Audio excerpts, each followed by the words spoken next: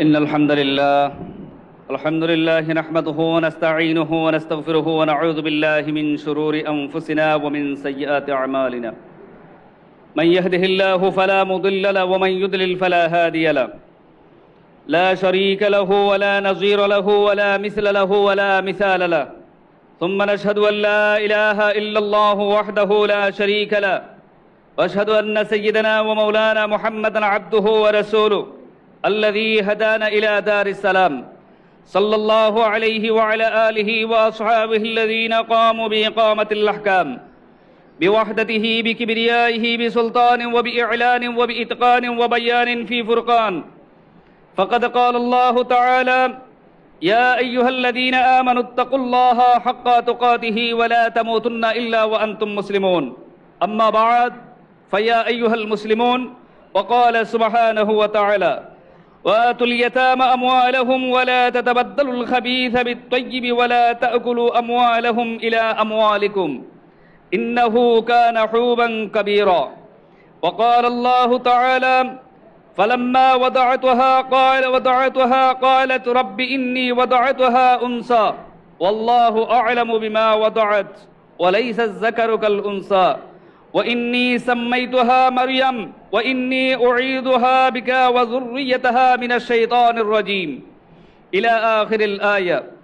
عن سهل رضي الله عنه قال رسول الله صلى الله عليه وسلم: وأنا وكافل اليتامى في الجنة هكذا وأشر بالسبابته والأسطى وفرج بينهما شيئا. وقال عليه الصلاة والسلام: من عال جاريتين دخلت وأنا وهو الجنة كهاتين وأشر بأصبعيه أو كما قال عليه الصلاة والسلام. أعوذ بالله من الشيطان الرجيم.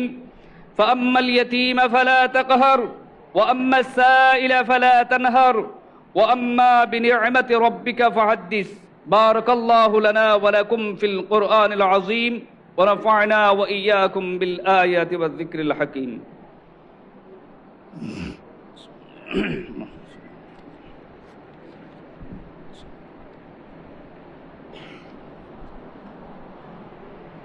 الحمد لله نحمده ونستعينه ونستغفره ونعوذ بالله من شرور أنفسنا ومن سيئات أعمالنا من يهده الله فلا مضل له ومن يضلل فلا هادي له وأشهد أن لا إله إلا الله وحده لا شريك له وأشهد أن سيدنا ومولانا محمدا عبده ورسوله أرسله بالحق بشيرا ونذيرا بين يديه الساعة. من يطع الله رسوله فقد رشد ومن يعصيما فإنه لا يضر إلا نفسه ولا يضر الله شيئا.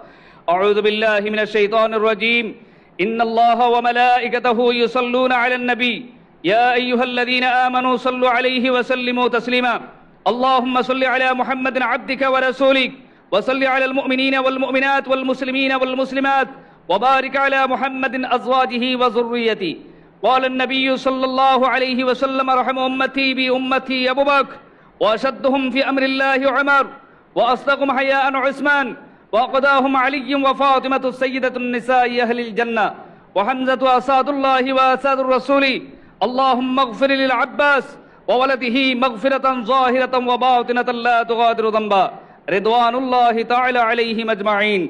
اللهم أعز الإسلام والمسلمين واخذل الكفرة والمبتدعة واليهود والنصارى والمشركين وانجز وعدك وكان حقا علينا نصر المؤمنين.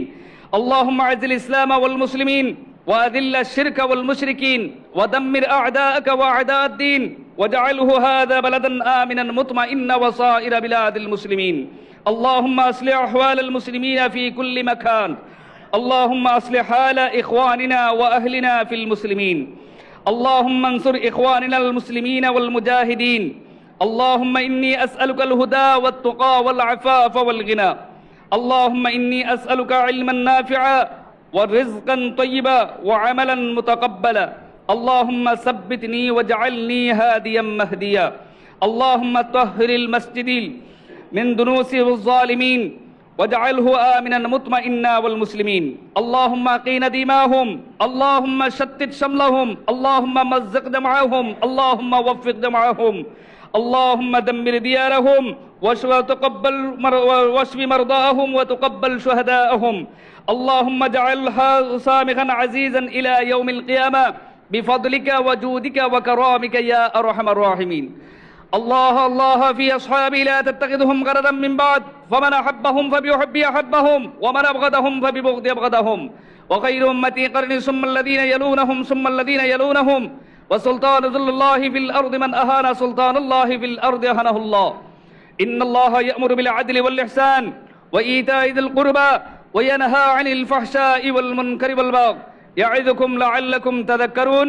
فاذكروني أذكركم واشكروا لي ولا تكفرون. সব সোজা করি, মোবাইল বন্ধ করি।